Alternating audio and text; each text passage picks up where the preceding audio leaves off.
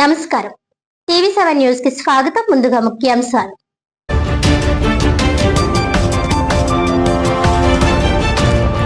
హైదరాబాద్, బెంగళూరు, చెన్నై వంటి మెట్రో నగరాల్లో మాత్రమే అందుబాటులో ఉండే వైద్యం ఇప్పుడు కాకినాడలో.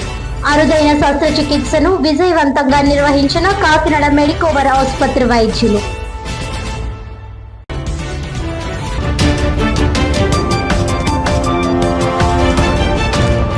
కాకినాడ నగరపాలక సంస్థ ఆధ్వర్యంలో ప్లాస్టిక్ ను నిషేధిద్దామనే అంశంపై అవగాహన rally.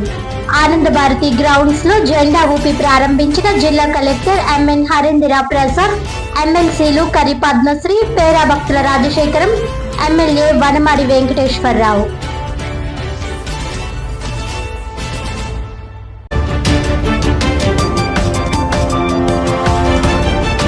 Kakinada rural Chidiga bypass road లో జరిగిన టిప్పర్ లారీ ప్రమాదంలో మృతి చెందిన బాధిత కుటుంబాలను పరామర్శించిన రూరల్ ఎమ్మెల్యే పంతం నానాజీ.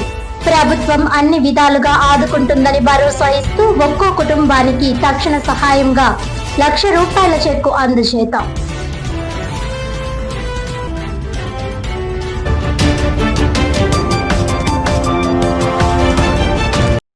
డీటెయిల్స్ చూస్తే, హైదరాబాద్, బెంగళూరు, చెన్నై నగరాల్లో మాత్రమే అందుబాటులో ఉండే వైద్యం ఇప్పుడు కాకినాడలోనూ అందుబాటులోకి తీసుకురావడం జరిగిందని కాకినాడ మెడికోవర్ ఆసుపత్రి వైద్యులు అరుదైన శస్త్రచికిత్సను విజయవంతంగా నిర్వహించారని ఆసుపత్రి సెంటర్ హెడ్ ఎన్ అంజిబాబు వెల్లడించారు. ఈ సందర్భంగా ఆసుపత్రి సెంటర్ హెడ్ ఎన్ అంజిబాబు మాట్లాడుతూ, తల తిరగడం, తీవ్రమైన తలనొప్పితో బాధపడుతున్న ఒక వ్యక్తి చికిత్స కోసం కాకినాడ మెడికోవర్ ఆసుపత్రిని ఆశ్రయించారని తెలిపారు. వైద్య పరీక్షలు నిర్వహించిన అనంతరం తలలోని రక్తనాళాల్లో గడ్డకట్టిన సమస్య ఉన్నట్లు గుర్తించడం జరిగిందన్నారు. ఈ నేపథ్యంలో న్యూరో విభాగానికి చెందిన వైద్యులు ఎండోవాస్కులర్ సర్జరీ చేయాలని సూచించామని, అనంతరం రోగి బెంగళూరులోని ఆసుపత్రులకు వెళ్లి సంప్రదించగా అక్కడి వైద్యులు కూడా ఇదే విధమైన శస్త్రచికిత్స అవసరమని సూచించడంతో తిరిగి కాకినాడ మెడికోవర్ ఆసుపత్రికి తీసుకువచ్చారని తెలిపారు. రోగికి తొడభాగం నుంచి ప్రత్యేక వైరు ద్వారా తలలోని రక్తనాళాలకు చేరుకుని ఇంటర్వెన్షనల్ రేడియాలజీ పద్ధతిలో శస్త్రచికిత్స నిర్వహించినట్లు తెలిపారు. తలకు ఎటువంటి గాయం చేయకుండా ఈ చికిత్స విజయవంతంగా పూర్తి చేసినట్లు చెప్పారు. ప్రస్తుతం రోగి ఆరోగ్య పరిస్థితి నిలకడగా ఉందని, బీపీ, గుండె పనితీరు సాధారణంగా ఉన్నట్లు వైద్యులు వెల్లడించారు. ఇప్పటి వరకు హైదరాబాద్, బెంగళూరు, చెన్నై వంటి మహానగరాల్లో మాత్రమే అందుబాటులో ఉన్న ఈ తరహా ఆధునిక వైద్యం ఇకపై కాకినాడ మెడికోవర్ ఆసుపత్రిలో కూడా అందిస్తున్నట్లు తెలిపారు. ఈ కార్యక్రమంలో వైద్యులు లింగోలు చందు, కృష్ణ భాస్కర్, శ్రావణ్, అజయ్, రాకేష్, అరవింద్, రత్న మౌనిక, ప్రసాద్ తదితరులు పాల్గొన్నారు.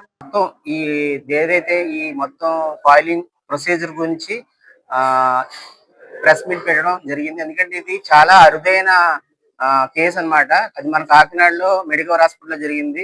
ఇలా జరగడానికి మెయిన్ ఏంటంటే, మనకి టీం ఉంది. లైక్ మా neuro chief doctor Lingol Chandu sir, neuro surgeon sir ఆధ్వర్యంలో, అలాగే neuro physician doctor Krishna Bhaskar sir, అలాగే ఇంటర్వెన్షనల్ రేడియాలజిస్ట్ డాక్టర్ శ్రవణ్ గారు, అండ్ మా anaesthesia and critical care team doctor Ajay sir and doctor Aravind sir, మొత్తం అందరూ ఒక టీం వర్క్ చేసి ఈ కేసుని ఇక్కడ జరిగింది. ఎందుకంటే తల ఓపెన్ చేయకుండా తొడలోంచి మనం వైర్ పంపించి రక్తనాళాలను రిపేర్ చేయడం అనమాట. ఇది ఖర్చుతో కూడుకున్న పద్ధతి. అలాగే చాలా మంది బెంగళూరు, చెన్నై, హైదరాబాద్ వెళ్ళి చేయించుకుంటారు. ఇక్కడ జరగడం అనేది చాలా అరుదుగా జరుగుతుంది. ఇది మా దగ్గర రెండో కేసు. సో 2 సక్సెస్ అయ్యాక ప్రెస్ మీట్ పెడదామని ఈ రోజు ప్రెస్ మీట్ పెట్టాం. So second case. దీని గురించి మరింత వివరంగా మన న్యూరో చీఫ్ చందు సార్ తీసుకుంటారు. Thank you. నా పేరు doctor Lingol Chandu, consultant chief neuro surgeon, Medicover hospital Kakinada. ముఖ్యంగా ఈ కేసు ఎన్యూరిజం, ఇది చాలా పెద్ద ఎన్యూరిజం. ఆల్మోస్ట్ 4 సెంటీమీటర్స్ ఉంది సైజ్. అంటే జైంట్ ఎన్యూరిజం అంటారు. సో దానికి ఏంటంటే సర్జరీ చేద్దామా లేకపోతే కాయిలింగ్కి వెళ్దామా అనుకున్నాం. అంటే కాయిలింగ్ అనేది కొంచెం అఫోర్డబుల్ ఇష్యూ కూడా ఉంటుంది. సేఫే కానీ అఫోర్డబుల్ ఇష్యూ, అంటే కాస్ట్ చాలా ఎక్కువగా ఉంటుంది. సో పేషెంట్ అటెండెన్స్ వాళ్ళు కూడా వాళ్ళతో డిస్కస్ చేసాము. ఫస్ట్ ఓపెన్కి వెళ్దాం అనుకున్నాము, బట్ మళ్ళీ మనం వెనక్కి స్టెప్ బ్యాక్ చేసాం. ఓపెన్కి వెళ్ళడం అంత సేఫ్ కాదు అనిపించి పేషెంట్స్ మళ్ళీ కన్విన్స్ చేసాం. వాళ్ళకి మల్టిపుల్ ఆప్షన్స్ కూడా పెట్టి చెప్పాము. వాళ్ళు బెంగళూరు వెళ్తామంటే ఓకే మీరు వెళ్ళొచ్చు, ఒకసారి అక్కడ కూడా ఎంక్వైరీ చేసుకోండి అని చెప్పాము. బెంగళూరు నిమ్హాన్స్కి వెళ్ళి వాళ్ళు అన్ని ఎంక్వైరీ చేసుకున్నారు. మనమైతే ఏమైతే మాట్లాడామో ఇక్కడ రిస్క్స్ ఏముంటాయి, అవుట్కమ్ ఎలా ఉంటుంది అని చెప్పాము. అది చెప్పిన తర్వాత మా chief neuro physician interventionist Bhaskar గారితో కూడా డిస్కస్ చేశాను. డిస్కస్ చేసి కాన్ఫిడెంట్గా మనం కేసు హ్యాండ్ ఓవర్ చేస్తాం సార్, మనం హ్యాండిల్ చేయగలం, మనం చేద్దామని చెప్పారు.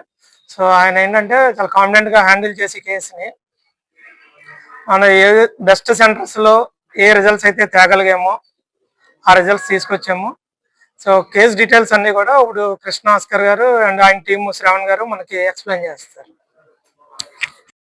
గుడ్ మార్నింగ్ అండి. నా పేరు doctor Krishna Oscar, consultant neuro physician interventional neurologist. So ఈ కేసు మా దగ్గరికి వచ్చేసరికి సార్ చెప్పినట్టుగా ఇది చాలా పెద్ద ఎన్యూరిజం. అంటే ఎన్యూరిజం అంటే ఏంటంటే ఈ రక్తనాళాల యొక్క గోడలు బలహీన పడతాయి, ఈ అధిక రక్తపోటు వల్ల కానీ ఎథెరోస్క్లెరోసిస్ వల్ల కానీ పెద్దగా ఉబ్బుతాయి అనమాట. దీన్ని ఎన్యూరిజం అంటారు. దీని వల్ల ప్రమాదం ఏంటంటే సడన్ గా బీపీ పెరిగిన అది పగిలి బ్రెయిన్ లో బ్లీడింగ్ అయ్యే పరిస్థితి వస్తుంది. సో దీన్ని ముందు సర్జికల్ గా కాదు, ఎండోవాస్కులర్ గా అనే పద్ధతి ఉంటుంది. ఎండోవాస్కులర్ పద్ధతి అంటే ఏంటంటే మనం బ్రెయిన్ ఇక్కడ ఓపెన్ చేయకుండా తొడ నుంచి పెద్ద రక్తనాళం ద్వారా బ్రెయిన్ లోకి రీచ్ అయ్యి ఆ యొక్క ఉబ్బుపోయిన భాగాన్ని తీగల ద్వారా కాయిల్ చేస్తాం. అలాగే ఆ ఎన్యూరిజం లోకి ఆ యొక్క ఉబ్బిపోయిన భాగంలోకి ఫ్లో వెళ్లకుండా ఒక స్టెంట్ పెడతాం. అంటే ఏమవుతుందంటే ఒక స్టెంట్ పెట్టడం ద్వారా ఆ యొక్క ఎన్యూరిజం లోకి బ్లడ్ వెళ్లకుండా డైరెక్ట్ గా బ్రెయిన్ లోకి వెళ్ళిపోతుంది. సో స్లోగా ఎన్యూరిజం అనేది ఇంకిపోతుంది. దీన్నే మనం ఫ్లో డైవర్షన్ అండ్ కాయిలింగ్ అనే పద్ధతి అంటాం. ఇది ఎండోవాస్కులర్ పద్ధతి. అండ్ ఇది వితౌట్ మనం బ్రెయిన్ ఓపెన్ చేయకుండా పేషెంట్ కి మంచి రిజల్ట్స్ ఇవ్వచ్చు. సార్ చెప్పినట్టుగా ఇది రెండో కేసు మా దగ్గర చేయడము, రెండు బాగానే సక్సెస్ అయినాయి. సో దీని ఒక అడ్వాంటేజెస్ అదే ఇవాళ డిశ్చార్జ్ చేస్తున్నాం మోస్ట్లీ ఆ కేసుని. అండ్ తర్వాత పోస్ట్ ప్రొసీజర్ తర్వాత 2-3 days మానిటర్ తర్వాత పేషెంట్ బాగా నడుస్తుంది, మాట్లాడుతుంది, ఎటువంటి కాంప్లికేషన్స్ కూడా రాలేదు. సో ఇదొక మనం సేఫ్ పద్ధతి. ఇది చాలా కాంప్లికేటెడ్ ప్రొసీజర్. ఏంటంటే ఇది యూజువల్ గా హైదరాబాద్, బెంగళూరు, వైజాగ్ లాంటి బిగ్ సిటీస్ లో చేస్తారు. కానీ ఇది ఇక్కడ మనం చేయగలిగాము ఇక్కడ ఈ ప్రొసీజర్. కారణం ఏంటంటే మెయిన్ మనకి చాలా పెద్ద టీం ఉంది కాబట్టి అంత ధైర్యంగా తీసుకోగలిగాం. ఇప్పుడు గమ్మున ప్రొసీజర్ మనకి బ్యాకప్ మా చీఫ్ న్యూరో సర్జన్ గారు చందు సార్ ఉన్నారు. ఆయన ఇచ్చిన ఎంకరేజ్మెంట్ మేము అందరం ముందుకెళ్ళాం. తర్వాత మా టీంలో న్యూగా డాక్టర్ శ్రవణ్ గారు కూడా వచ్చారు. మరి వారి ఎక్స్పీరియన్స్, వారి సహకారం కూడా మాకు బాగా తోడైంది. అట్ సేమ్ టైం ఆ ఎనస్థీసియా ప్రొసీజర్ చేస్తున్నంత సేపు కూడా ఆ ఒక దాదాపు ఉన్న టైం కూడా intensive team and critical care team కూడా చాలా అద్భుతమైన సపోర్ట్ ఇచ్చింది. ఆ పేషెంట్ ఆపరేషన్ అయిన 3-4 days కూడా critical care team, neuro surgery గారు, మేము, తర్వాత డాక్టర్ శ్రవణ్ గారు కూడా చాలా కేర్ఫుల్ గా క్రిటికల్ గా టీం మేము చేసి ఒక 2 కేసులు సక్సెస్ఫుల్ గా చేయగలిగాం ఈ ఊర్లో మెయిన్ ప్రాబ్లం చెప్పినట్టయితే ఖర్చుతో కూడింది. అయినా కానీ మేము పేషెంట్స్ బాగా కౌన్సిల్ చేసాము. సెకండ్ ఒపీనియన్ వాళ్ళు నిమ్మెన్స్ కి, శ్రీ చిత్రకి వెళ్ళారు, వాళ్ళు ఇక్కడే చేయించుకున్నారు. అండ్ మాకు మెయిన్ ఏంటంటే మా సెంటర్ హెడ్ అంజిబాబు గారు కూడా చాలా ఎంకరేజ్మెంట్ గా సార్ ఇక్కడ చెయ్యండి అని, నేను ఉన్నానని చెప్పి మా అందరిని ఎంకరేజ్ చేయడంలో ఆయన ఎప్పుడు ముందుంటారు. సో ఎస్, అందరికీ కూడా మా టీం అందరికీ కూడా చాలా థ్యాంక్స్ సపోర్ట్ చేసినందుకు. అండ్ అటువంటి టఫ్ ప్రొసీజర్ ఇక్కడ చేయగలిగాము అంటే డెఫినెట్ గా ఇది ఒక టీం సపోర్ట్ ఉండడం వల్ల. అండ్ చాలా ఆనందంగా ఉంది. మేము ఇద్దరు పేషెంట్స్ మేము మంచి రిజల్ట్ ఇవ్వగలిగాం టీం ద్వారా. పేషెంట్ టు పేషెంట్ బేస్ చేసుకుని మనం ఒక అండర్స్టాండింగ్ వచ్చి ఒకసారి, లేదంటే మేము సర్జన్ తో డిస్కస్ చేసుకుని మీరు చేస్తే బాగుంటుంది, మీకు ఏమేం ప్రాబ్లమ్స్ ఉంటాయి, మేము చేస్తే మాకేం ప్రాబ్లమ్స్ ఉంటాయి అని డిస్కస్ చేసుకుని పేషెంట్స్ కూడా 2 ఆప్షన్స్ చెప్పి ఇలా చేస్తే ఈ ప్రాబ్లం రావచ్చు, ఇలా చేస్తే ఈ ప్రాబ్లం రావచ్చు అని అన్ని చెప్పుకుని అందరం కలిసి చేయాల్సిన ట్రీట్మెంట్ ఇది. మన హాస్పిటల్లో ఏంటంటే ఇందాక చెప్పినట్టుగానే ఇలా ఓపెన్ సర్జరీస్ చేసే చందు సార్ ఉన్నారు. తర్వాత ఇంటర్వెన్షనల్ రేడియాలజీ లేదా ఎండోవాస్కులర్ సర్జరీలో పద్ధతిలో చేసే ట్రీట్మెంట్ చేయడానికి హస్కర్ గారు ఉన్నారు, నేనున్నాను. ఓకే, నెక్స్ట్ ఈ పేషెంట్ కి ఏంటంటే ఎండోవాస్కులర్ సర్జరీ ఎలాగ చేయడం జరిగింది. ఈ చేసే టైంలో కూడా మేము అనుకున్నట్టుగా ఎప్పుడు సక్సెస్ అవడానికి గ్యారంటీ లేదు. చేసే టైంలో ఒకసారిగా అది రక్తనాళం చిట్లిపోవడము ఇవన్నీ ఛాన్స్ ఉంటుంది. సో దానికి మాకు కూడా ఏంటంటే సర్జన్ బ్యాకప్ ఉండాలన్నమాట. ఎనీ టైం సపోజ్ ఇప్పుడు మనకి కడుపులో ఒక క్యాన్సర్ గడ్డ ఉన్నది, దానికి లాప్రోస్కోపిక్ పద్ధతిలో సర్జరీ చేద్దాం అనుకుంటాం. లాప్రోస్కోపిక్ సర్జరీ అంటే చిన్న కీ హోల్ ద్వారా లోపలికి వెళ్ళి ఆ కంతిని, క్యాన్సర్ గడ్డ ఏదో ఉందో తీయడానికి అనుకుంటాం. ఆ తీసే టైంలో ఒక్కొక్కసారి మనకి ప్రాబ్లం వచ్చి ఆ లాప్రోస్కోపిక్ పద్ధతిలో అంటే పొట్టంతా కోసి లోపలికి తీసే పద్ధతిలో చేయలేకపోతే దాన్ని ఓపెన్ సర్జరీలోకి మార్చుకోవాల్సిన అవసరం పడవచ్చు. అంటే మొత్తం పొట్ట కోసి తీసే అవకాశం పడవచ్చు అనమాట. అలాగే మేము చేస్తున్నప్పుడు కూడా ఏమైనా ప్రాబ్లం వస్తే మాకు న్యూరో సర్జన్ అవసరం పడచ్చు. అంటే వెంటనే చేస్తున్న ప్రొసీజర్ టైంలో మాకు ప్రాబ్లం వస్తే ఈ ఓపెన్ సర్జరీ చేసే సార్ ఉన్నారు కాబట్టి మేము ధైర్యంగా ముందుకెళ్ళాలనుకుంటాం. అలాగే ప్రొసీజర్ టైంలో పేషెంట్ బీపీ హార్ట్ రేటు చాలా కంట్రోల్ గా ఉండాలి. ఎందుకంటే ఆల్రెడీ రక్తనాళం అక్కడ వీక్ గా ఉందన్నమాట. ఎక్కువ బీపీ పెరిగినా చేసినా మళ్ళీ ఇంకొకసారి బ్లీడింగ్ అవ్వడము ఈ ప్రమాదం ఉంటుంది అనమాట. దీనికి ఏంటంటే మనకి anaesthesia critical care team support చాలా అవసరం అనమాట. సో ఈ పేషెంట్ కి ఏంటంటే మనం ఎండోవాస్కులర్ పద్ధతిలో ట్రీట్ చేసాము. ఇంకొకటి ఏంటంటే ప్రొసీజర్ చేయడమే కాదు, ప్రొసీజర్ చేసే ముందు వెనకాల పేషెంట్ గురించి ఏమేం ప్రాబ్లమ్స్ రావచ్చు అవన్నీ ట్రీట్మెంట్ చేసే టీమ్ ఆఫ్ డాక్టర్స్ పూర్తిగా అవగాహన ఉండాలన్నమాట. సో ఆ అవగాహన ఉన్నప్పుడే పేషెంట్ కి ఏమేం ప్రాబ్లం రావచ్చో ముందుగా మనం ప్రిపేర్ అయి ఉండడం. ప్రొసీజర్ చేసిన తర్వాత స్టంట్ పెడితే లేదంటే ఒక 24 గంటల్లోనూ 48 గంటల్లోనూ స్టంట్ బ్లాక్ అయితే దానికి పేషెంట్ కి ఏం కంప్లైంట్ వస్తుంది, దానికి ఏం ట్రీట్మెంట్ చేయగలము అన్ని కూడా ప్రిపేర్ అయి ఉండాలన్నమాట. సో మాకు అందరూ టీం అందరూ ఉండడం, anaesthesia team, neuro surgery team, ఇలా ఇంటర్వెన్షన్ నా కొలీగ్ ఇలా డాక్టర్ హస్కర్ వీళ్ళందరూ ఉండడంతో ఈ పేషెంట్ కి చాలా ఏ ప్రాబ్లమ్ లేకుండా చాలా సాఫ్ట్ గా ప్రొసీజర్ అయిపోయింది. ప్రొసీజర్ తర్వాత మా ప్రొసీజర్ సోమవారం నాడు చేసాము. మంగళవారం బుధవారం కూడా పేషెంట్ ఐసీయూలో ఉన్నారు. ఐసీయూలో కూడా చాలా క్లోజ్ గా చూసుకున్నాము.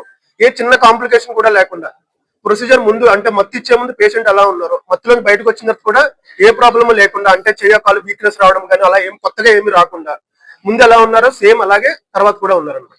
అసలు చిన్న కాంప్లికేషన్ కూడా జరగకుండా జరిగింది. నెక్స్ట్ ఇదేంటంటే ఇంకొక 2 ఇష్యూస్ చెప్పాల్సినవి. ఒకటి కాస్ట్ గురించి, ఒకటి అసలు కాకినాడలో చేయొచ్చా హయ్యర్ సెంటర్ కి తీసుకెళ్లాలా. మనం హయ్యర్ సెంటర్ సపోజ్ ఇప్పుడు పేషెంట్ చాలా రిచ్ గా ఉన్నాడు, ఏంటంటే హైదరాబాద్ వెళ్ళి చేయించుకోవడానికి రెడీగా ఉన్నారు. ఇప్పుడు మనం చూసుకోవాల్సిన 2 విషయాలు అనమాట. ఒకటి ఏంటంటే పేషెంట్ ఎఫోర్డబిలిటీ. డెఫినెట్ గా కాకినాడతో కంపేర్ చేస్తే హైదరాబాద్ లోనో వేరే బెంగళూరులోనో ఎక్కడో చోట మనకి మంచి ట్రీట్మెంట్, మంచి ఎక్విప్మెంట్ ఉండొచ్చు, ఇంకా ఎక్కువ రొటీన్ గా ఇటువంటి ప్రొసీజర్ చేసే డాక్టర్స్ అయ్యి ఉండొచ్చు. బట్ ఏంటంటే మనకి రొటీన్ గా ప్రాబ్లమ్ అన్ని సార్లు మనకి హైదరాబాద్ తీసుకెళ్లేదాకా టైం ఉంటుందా లేదా. ఇప్పుడు ఒక్కొక్కసారి హైదరాబాద్ తీసుకెళ్తారు, తీసే లోపల మన చేజారిపోతే ఉపయోగం లేదు కదా. సో మనకి ఏంటంటే ఇక్కడ హైదరాబాద్ లో జరిగే ట్రీట్మెంట్ అంతా ఇక్కడ కూడా అవైలబిలిటీలో ఉంది. అన్నిసార్లు మనకి హైదరాబాద్ లేదా బెంగళూరు తీసుకెళ్లే అంత టైం ఉండకపోవచ్చు. సో మనకి ఇక్కడ ఈ అవకాశం ఇక్కడ కూడా ఉంది. ప్లస్ హైదరాబాద్ లో ఎటువంటి ట్రీట్మెంట్ చేయగలరో అటువంటి ట్రీట్మెంట్ మనం చేసాం. దాని ప్రూఫే మన అవుట్కమ్ అనమాట. మనం చాలా మంచిగా ఏ ప్రాబ్లమ్ లేకుండా పేషెంట్ బాగా ట్రీట్ చేయగలం. ఇంకొకటి ఫైనాన్సెస్ కూడా డెఫినెట్ గా హైదరాబాద్ తో కంపేర్ చేస్తే మనం ఇక్కడ కాస్ట్ ఆఫ్ లివింగ్ లేదంటే ఎక్స్పెండిచర్ పరంగా చూస్తే మనం డెఫినెట్ గా ఇంకా తక్కువ రేట్ లో చేయొచ్చు.